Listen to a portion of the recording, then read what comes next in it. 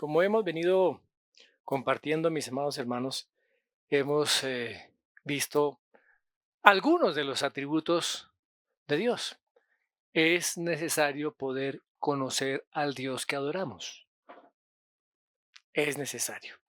Ahora, cuando nosotros estudiamos algún pasaje de la Escritura, debemos tener en cuenta dos aspectos que son bien importantes.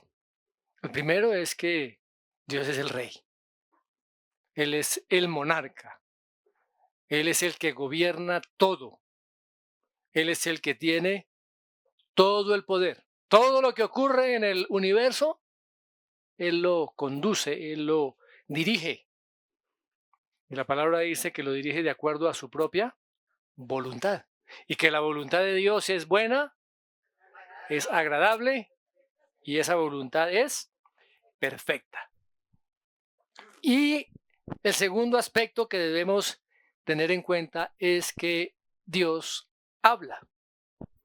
Dios expresa su voluntad con palabras. ¿Y para qué Dios expresa esa voluntad con palabras? Para que esa voluntad se, se cumpla. Dios como el gobernante supremo, que ya hemos visto a través de muchos de los atributos que hemos compartido, pero Dios también hablando y relacionándose con el hombre. Dios se quiere relacionar con el hombre. Y por eso Dios nos ha dejado su palabra, las sagradas escrituras.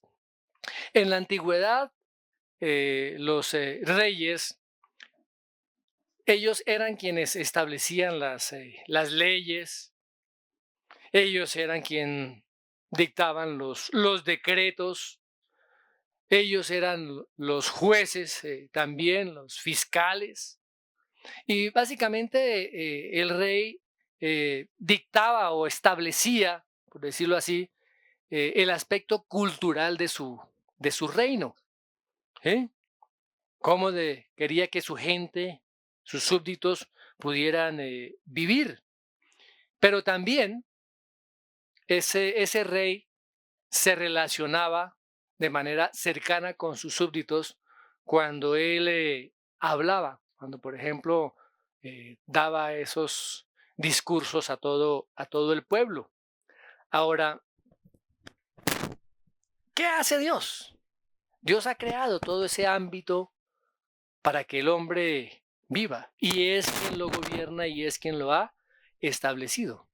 Pero Dios también quiere acercarse a cada uno de nosotros. Ahora, con respecto a ese primer punto, eh, con respecto a la creación y a la providencia de Dios, Dios lo hace todo a través de su palabra. Sea, y dijo Dios, y las cosas fueron creadas. Pero también Dios se dirige de manera particular y de manera personal a su creación, particularmente al hombre. ¿Y cómo lo hace? A través de lo que se llama la Torá. ¿Sí? ¿Qué es la Torá?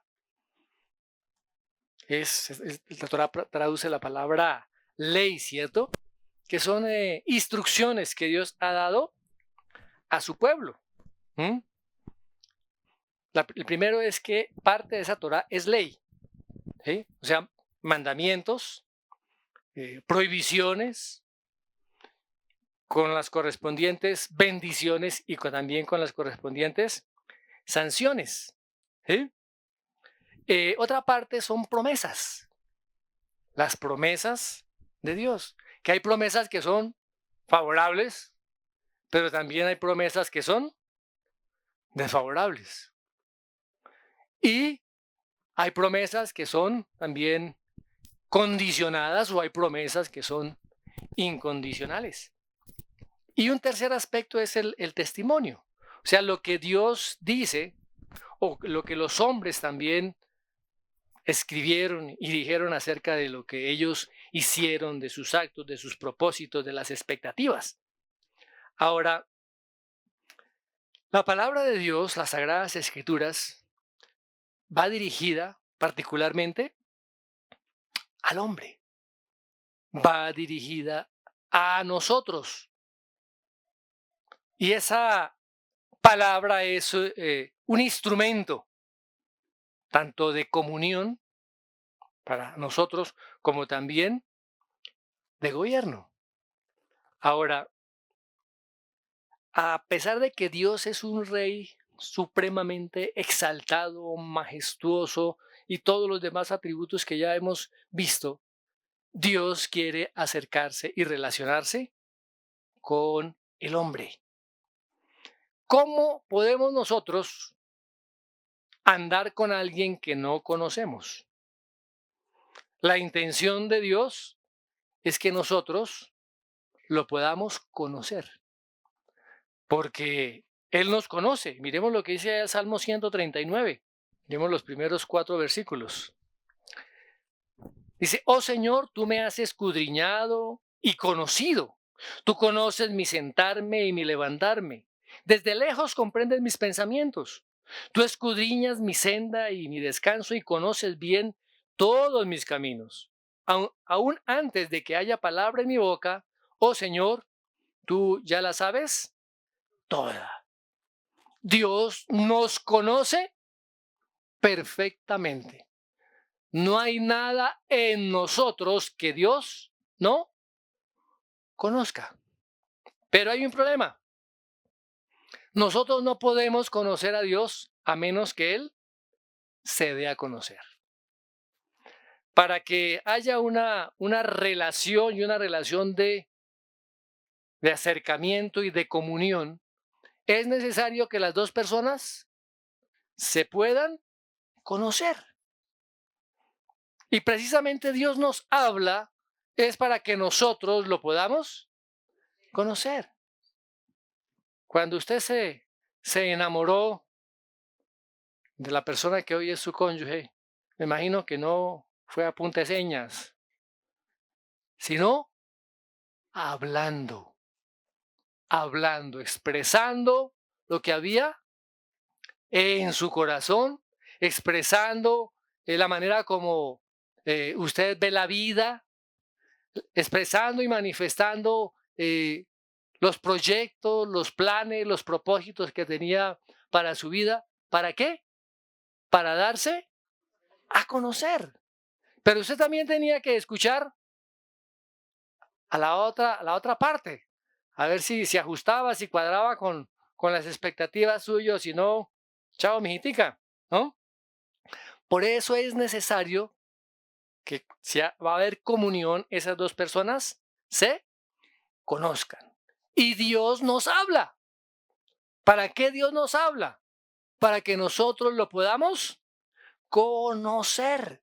Y a través de su palabra Dios revela su carácter, Dios revela cómo es Él, Dios revela sus planes, sus proyectos.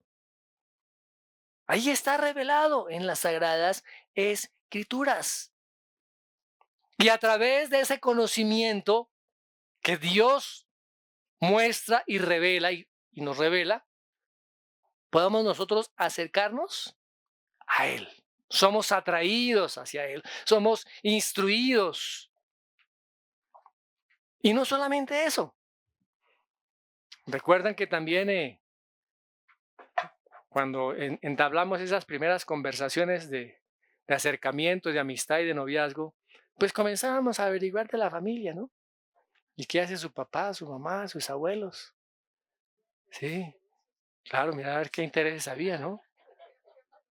Es que esta mujer es bien hacendosa, ¿no? Tiene muchas haciendas. ¿Ah?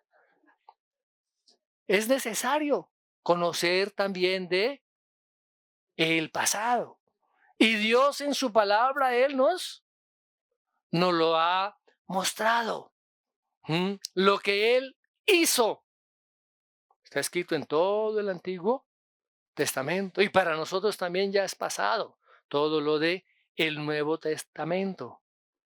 Pero también nos está mostrando lo que Él quiere hacer con nosotros. Dice Dios cómo se muestra y cómo Dios se revela a través de su palabra. Por eso es tan importante, mis amados hermanos, el estudio, la meditación de la palabra. Ahora, miremos, por ejemplo, en los primeros capítulos de la Biblia, cómo el Señor primero manifiesta su palabra. En el capítulo 1 allí de Génesis, ¿qué dice la palabra? Dice, en el principio creó Dios los cielos y la tierra. O sea, ahí en ese primer versículo se establece el tema sobre el cual Dios va a trabajar y se desarrolla todo en ese primer capítulo. ¿Qué dice en el versículo 2? ¿Cómo estaban las cosas? Estaban desordenadas, ¿cierto? La tierra estaba vacía, sin vida, estaba completamente llena de agua. ¿Y qué dice el versículo 3? Dijo Dios, sea la luz. ¿Y qué ocurrió? Inmediatamente fue la luz. Y fijémonos que en los siguientes versículos, en el versículo 6, en el 9, en el 11, en el 14, en el 20, en el 24, en el 26, habla de, y dijo Dios, y Dios dijo. Dios hablando. La palabra creadora de Dios. ¿Y qué pasó cuando Dios habló? Las cosas comenzaron a existir, las cosas comenzaron a ser ordenadas. ¿Qué ordenó en el versículo 5? El día y la noche. En el 6, el cielo y el mar. En el 9, el mar y la tierra seca. En el 12, la vegetación verde. El 14, los cuerpos celestiales. En el 20, los peces, las aves. En el 24, los animales, los insectos. Y en el 26, al hombre, ¿cierto? Dios lo hizo y lo creó por su palabra. Veamos lo que dice ya el Salmo 33, versículo 6. Por la palabra del Señor fueron hechos los cielos y todo su ejército por el aliento de su boca. Y el 9, porque Él habló y fue hecho. Él mandó y todo se confirmó. Otro texto allá en el Nuevo Testamento, vayamos a Hebreos. Hebreos 11:3. Por la fe entendemos que el universo fue preparado por la palabra de Dios, de modo que lo que se ve no fue hecho de cosas visibles. Ahora, mis amados hermanos, Dios habló, Dios es el creador, Dios es el sustentador de todas las cosas. ¿Qué pasa más adelante y en ese capítulo 1 de Génesis? En el versículo 28, cuando Dios le habla al hombre, se establece una relación de comunión. ¿De quién? De Dios y el hombre. ¿Qué es lo que Dios le dice a Adán y a Eva? ¿Qué dice el versículo 28? Lo que normalmente llamamos el mandato cultural. ¿Qué les manda él a hacer? A cumplir. ¿Cuál era la vocación en sí del hombre? Fructifiquen, sojuzguen, señoreen. O sea, ¿qué tenían que hacer? Dominar todo lo que Dios había creado. Y luego Dios les da una palabra de testimonio, ya en el versículo 29. Y les dice, mire, todo lo que, las legumbres, todos los cultivos, todos los árboles frutales, ¿sí? Fueron hechos ¿para qué? Para que se alimenten de ellos. Pero viene ahora también una prohibición en el 2:17. Del árbol de la ciencia del bien y del mal no comerás, porque el día que de él comieres ciertamente morirás. Que es la manera como Dios se comunica. ¿Y qué pasó? Después de que el hombre, Adán y Eva, caen en pecado, Dios nuevamente se acerca al hombre. Dios nuevamente habla al hombre. ¿Y cómo son estas palabras que Dios manifiesta aquí? Primero da una promesa, ¿cierto? Y ahí hay una promesa favorable y hay una promesa desfavorable. ¿Cuál es la promesa favorable? Que la simiente de la mujer iba a herir a la serpiente en la cabeza. ¿Y cuál es la promesa desfavorable? Que la mujer tendría sus hijos con dolor, dolores de parto. Y para Adán, que tendría que trabajar fuertemente, fatiga. ¿Y cuál era la promesa común para ambos? Que ambos morirían. Eso fue lo que Dios dijo, ¿cierto? Muy bien. Y fijémonos que aquí, en este tipo de relación y en este tipo de comunicación, se da la mayoría de las escrituras. Primero se establece un ambiente. Dios, el creador, pone todo y listo para que el hombre viva en ese ambiente. Él establece las circunstancias, crea todo perfecto, el paraíso. ¿Sí? Pero por otro lado también Dios está ordenando al hombre obediencia. Le está diciendo aprendan a confiar en mí. Comiencen a conocerme, yo soy su hacedor. Y a través de toda la escritura viene como esta estructura, ¿no? Dios hablando de esta manera. Muy bien. La palabra de Dios siempre se cumple. La palabra de Dios siempre se cumple. Dios gobierna sobre la naturaleza. Miremos lo que dice allá el Salmo 147, versículos 15 al 18. Envía sus órdenes a la tierra. ¿Quién? Dios. Su palabra corre velozmente. Manda la nieve como lana. Esparce la escarcha cual ceniza. Arroja su hielo como migas de pan. ¿Quién puede resistir ante su frío? Envía su palabra y los derrite. Hace soplar su viento y el agua corre. ¡Wow! Dios controla todas las cosas de la naturaleza. Los cambios de tiempo. Los que manejan esto del meteorólogos, ¿qué nos dijeron desde noviembre? Diciembre va a ser un mes pasado, pero por agua, va a ser peor que todos los años. ¿Y qué? Hermano, ha hecho unos solazos tenaces. No es lo que el hombre diga, es lo que Dios ha dicho, ha determinado. Y de igual manera también, no solamente Él controla los tiempos, sino que Él levanta naciones o también hace que naciones caigan. Tenemos lo que dice el Salmo 148.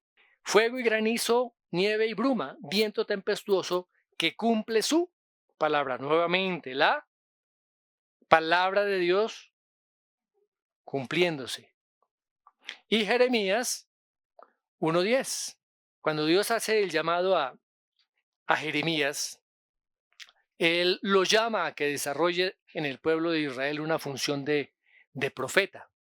Y mira lo que dice el versículo 10. Mira, hoy te he dado autoridad sobre las naciones y sobre los reinos, para arrancar y para derribar, para destruir y para derrocar, para edificar y para plantar. ¿Cómo puede ser eso? ¿Qué cargo importante tenía Jeremías? ¿Era algún político importante?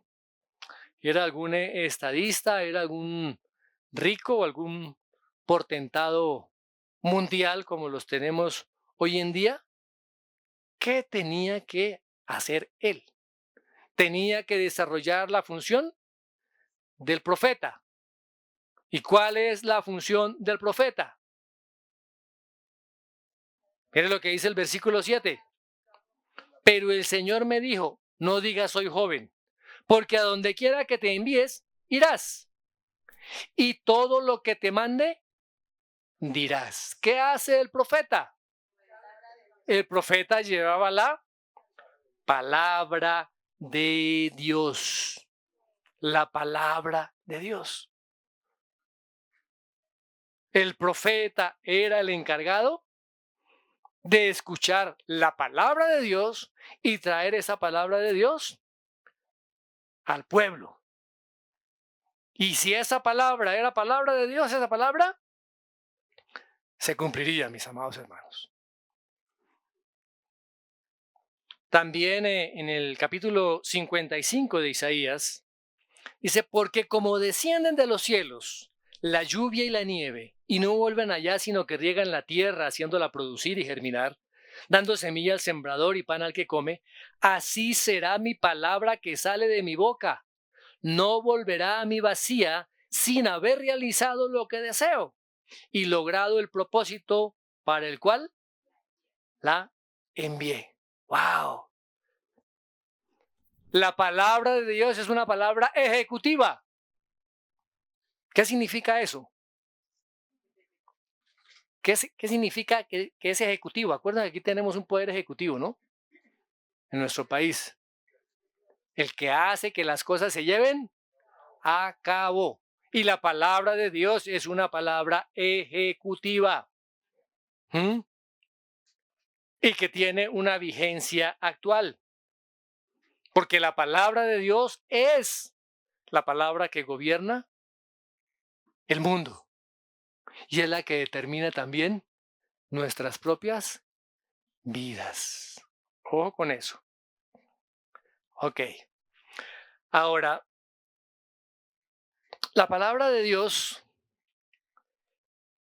como palabra poderosa, y como la acabamos de ver, como Dios la manifiesta allí en el jardín del Edén, dijimos que llegaba como en tres aspectos, ¿no? Primero como ley, ¿como qué más?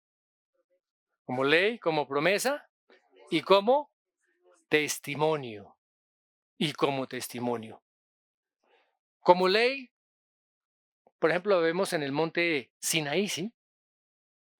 Dios establece su ley a través de Moisés. Muchos de los sermones de los profetas también están hablando de la ley del Señor. Parte de los sermones del Señor Jesucristo fueron acerca de la ley, de la ley.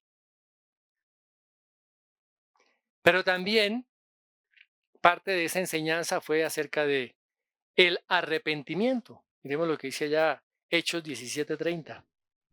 Dice, por tanto, habiendo pasado por alto los tiempos de ignorancia, Dios declara ahora a todos los hombres en todas partes que se arrepientan.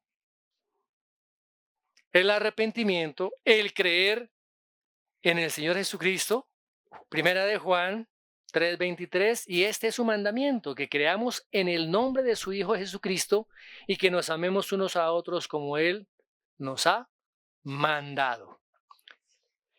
En otras ocasiones nos llega como promesa, ¿cierto? Promesa actual o una promesa para el futuro. Fíjense que la promesa que Dios le dio a Abraham era una promesa para el futuro. La promesa que Dios dio también cuando el pueblo sería redimido de la esclavitud de Egipto. Y las múltiples promesas que hay en el Antiguo Testamento acerca del Mesías, acerca de ese reino que vendría.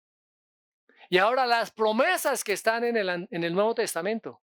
Promesas como cuáles? Promesas como la justificación. Promesas como la resurrección de entre los muertos. Promesas como la glorificación para todos aquellos que han creído en la obra del Señor Jesucristo. Y otras nos llegan como testimonio de los hechos que realizaron algunos hombres. Son relatos históricos. Los Salmos también nos habla acerca de eso. ¿Mm? El libro de Proverbios también. ¿Mm? Y nos está mostrando el carácter de Dios. Entonces, ¿qué tenemos que hacer con esa palabra? Con la palabra de Dios. Primero tenemos que recibir la palabra. Y de igual manera tenemos que obedecer la palabra. ¿Por qué? Porque en Dios podemos confiar plenamente, porque Él es el Rey soberano, majestuoso y absoluto. Pero muchas personas, mis amados hermanos, no reciben la palabra, ni obedecen la palabra. Veamos lo que dice allá el profeta Jeremías en el capítulo 13. Este pueblo malvado se rehúsa a escuchar mis palabras. Este pueblo malvado que rehúsa escuchar mis palabras, que anda en la terquedad de su corazón. ¡Wow! ¿Por qué no se escuchan las palabras de Dios? Por el orgullo y la terquedad. El orgullo y la terquedad. ¿Qué tan dispuestos estamos nosotros a escuchar la palabra de Dios? La marca de un verdadero cristiano, mis amados hermanos, es que escucha la palabra de Dios, obedece la palabra de Dios de una manera humilde, busca la santidad. Es el hombre que describe ya Isaías 66:2. Miremos lo que dice Isaías 66:2. La última parte dice, pero a este miraré, al que es humilde y contrito de espíritu y que tiembla ante mi palabra. ¿Qué tanto nosotros temblamos ante la palabra del Señor, mis amados hermanos? ¿Temblamos realmente? ¿Nuestro espíritu tiembla ante la palabra de Dios? Cuando Dios habla, ¿o qué valor le damos a esto? ¿Si temblamos ante la palabra del Señor? Así que no solamente tenemos que creer la palabra, sino también obedecerla. ¿Mm?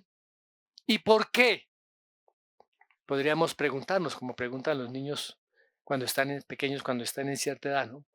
Todo preguntan, ¿y por qué? ¿Y por qué? Porque la palabra de Dios es palabra verdadera. Iremos a algunos textos, Salmo 31:5. Dice, en tu mano encomiendo mi espíritu, tú me has redimido, oh Señor. Dios es un Dios de verdad. Éxodo 34:6. Entonces pasó el Señor por delante de él y proclamó, el Señor, Dios compasivo y clemente, lento para la ira y abundante en misericordia y verdad. Grande Dios en verdad. Salmo 108. Porque grande, por encima de los cielos es tu misericordia y hasta el firmamento tu verdad. La verdad de Dios es universal, la verdad de Dios es infinita, es ilimitada. ¿Qué dice Juan 17:17? Santifícalos en la verdad. Tu palabra es verdad. Wow. Las palabras de Dios son verdad. Porque Dios es un Dios de verdad. El Dios de verdad. El Dios de verdad. Ahora, ¿A qué nos referimos cuando hablamos de verdad en las escrituras? Se refiere principalmente a las personas, ¿cierto? Personas que son confiables, personas que son firmes, que son veraces, que son sinceras, que son realistas, consecuentes, personas que no engañan. Y Dios es así, mis amados hermanos. ¿Mm? Es parte del ser de Dios ser verdad, ser verdadero. Recuerden que la palabra también dice que Dios no puede mentir. ¿Por qué Dios no puede mentir? Porque la esencia de Dios es también verdad. Y cuando Dios habla, ¿qué está diciendo? Está diciendo algo que es real. Él habla las cosas tal y como son. Y también como serán para nosotros en el futuro. Si obedecemos sus palabras o no. ¿Vamos? Muy bien. Vamos a mirar cómo los mandamientos de Dios son verdaderos. Vayamos al Salmo 119. Salmo 119. Versículo 151. Tú estás cerca, Señor, y todos tus mandamientos son verdad. Todos los mandamientos de Dios son verdad. ¿Por qué? Son estables, permanecen. ¿Mm? Los mandamientos de Dios no son para determinada época, para determinada cultura. No cambian con el paso de el tiempo. Están decretados para todas las épocas. Y porque esos mandamientos de Dios dicen absoluta y totalmente la verdad. Primero acerca de nuestra propia naturaleza. Pero también manifiestan cuál es el propósito de esa ley de Dios. Dios manifiesta en su palabra qué es realmente qué es el hombre. Pero también nos dice lo que debió haber sido.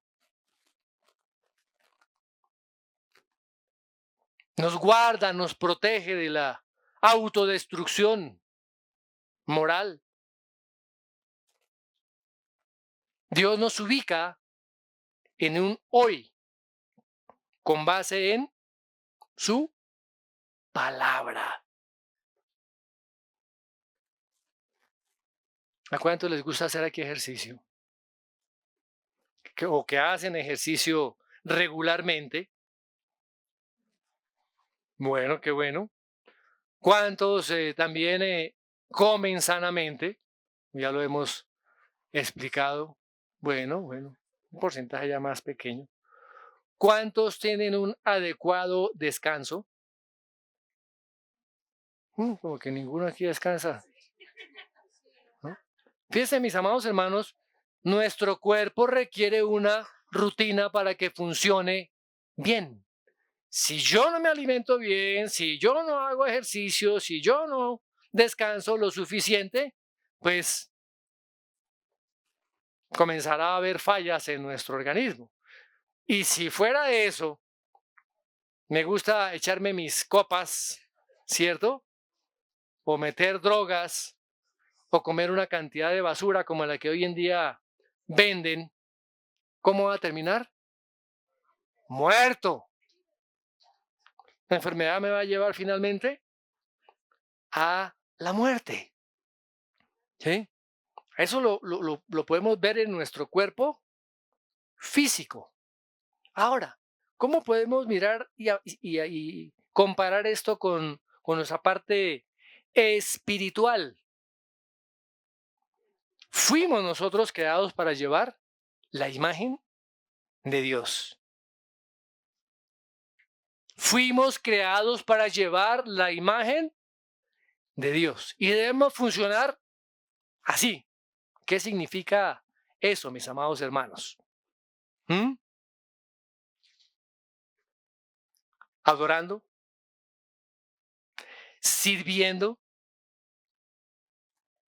obedeciendo, guardando la palabra, siendo honestos, disciplinados, teniendo dominio propio, sirviendo a Dios con todo nuestro corazón y a nuestros semejantes. Pero ¿qué pasa cuando abandonamos estas prácticas? Cuando no las hacemos, ¿cómo vamos a terminar? Espiritualmente muertos. Nos vamos a autodestruir y seremos culpables delante de Dios. ¿Por qué? Porque nuestra conciencia se va anestesiando. Nuestra conciencia se va atrofiando. Ya no vemos que ese pecado sea tan grave.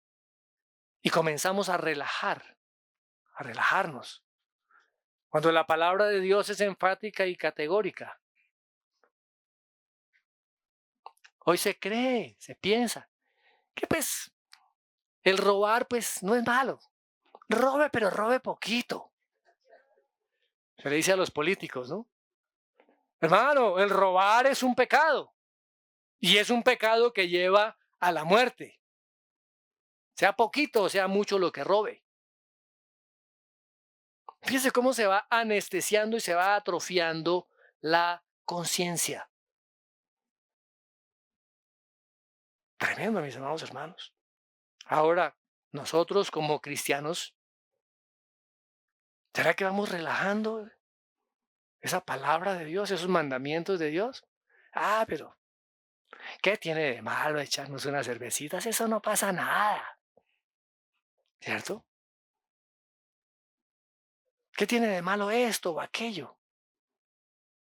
Mis hermanos, tenemos que ir y mirar lo que la palabra de Dios nos dice, porque con el tiempo se va perdiendo esa capacidad para obrar en la verdad. Se atrofia ese sentido de vergüenza. Ah, pero es que aquí todo el mundo lo hace. Porque yo no lo puedo hacer. Finalmente el carácter de esta persona se desbarata totalmente. Esa persona se vuelve una persona miserable. ¿Y qué termina siendo? Una persona deshumanizada. ¿Usted cree que a los políticos les importa el pueblo? ¿Y a ustedes qué tanto les importa a los que están afuera? ¿Qué tanto estamos llevando la palabra?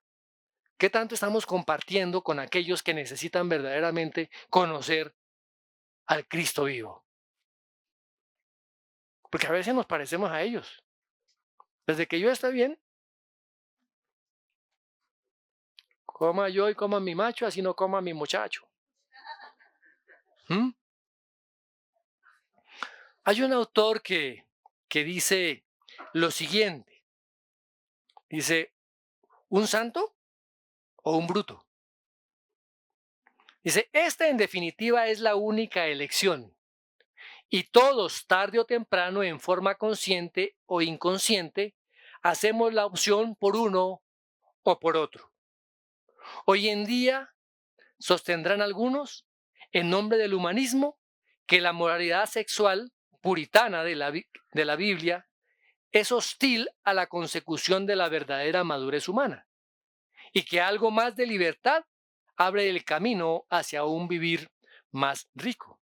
De esta ideología solo diremos que el nombre adecuado para ella no es humanismo, el nombre adecuado es brutismo. El relajamiento sexual no nos hace más hombres, sino todo lo contrario, embrutece y destroza el alma. Lo mismo puede decirse de cualquier mandamiento de Dios que tienda a descuidarse. Solo vivimos verdaderas vidas humanas en la medida en que nos esforzamos en cumplir los mandamientos de Dios. Nada más que eso. Muy bien. Los mandamientos de Dios son verdad, son verdaderos.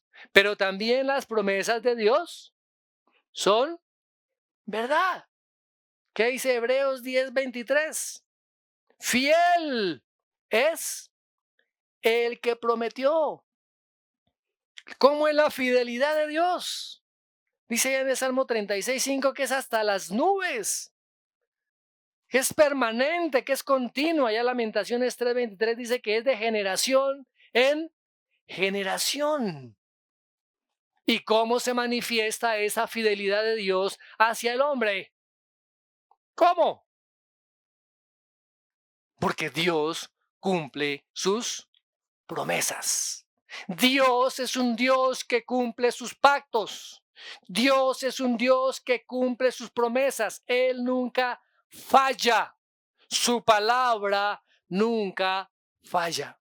Y todos los que confían en las promesas de Dios pueden estar completamente seguros y confiados. Abraham le creyó a Dios y pasaron 25 años y vio la promesa cumplida. Y vez tras vez, mis amados hermanos, vemos las promesas de Dios cumplidas en la vida de muchísimos cristianos. Por eso tenemos que tener la claridad, la conciencia y la seguridad de que las sagradas escrituras son la palabra escrita de Dios.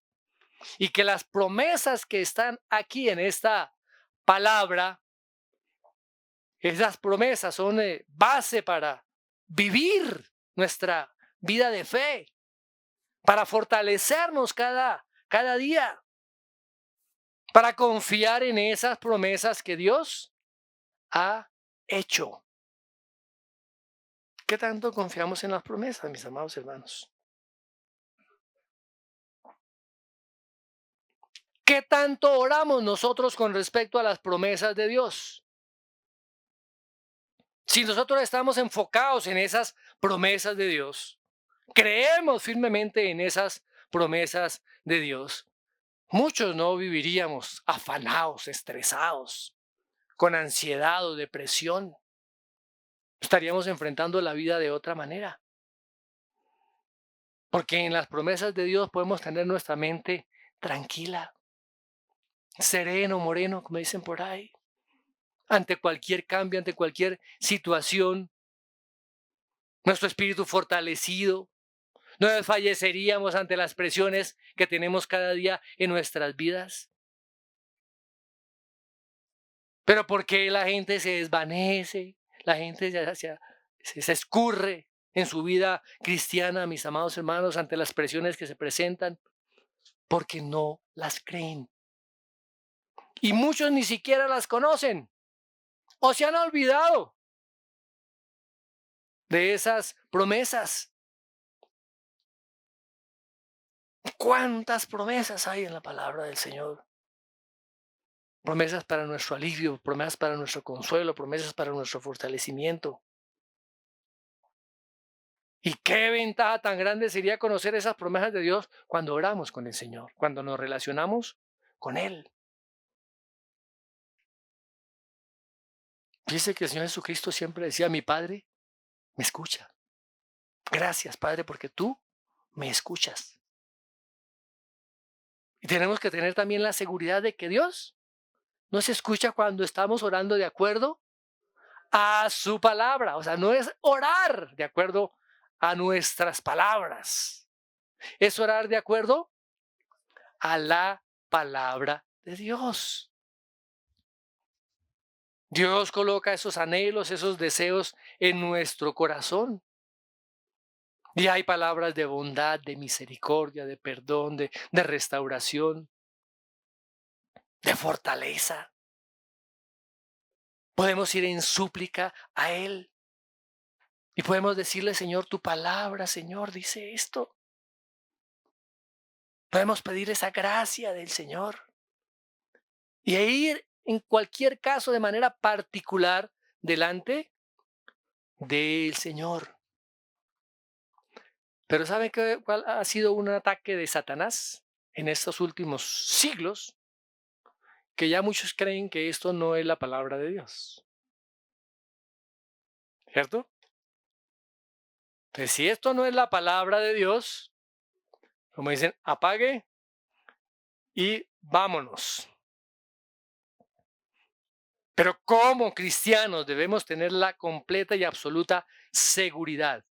Dios ha hablado. Y Dios nos habla cada día a cada uno de nosotros.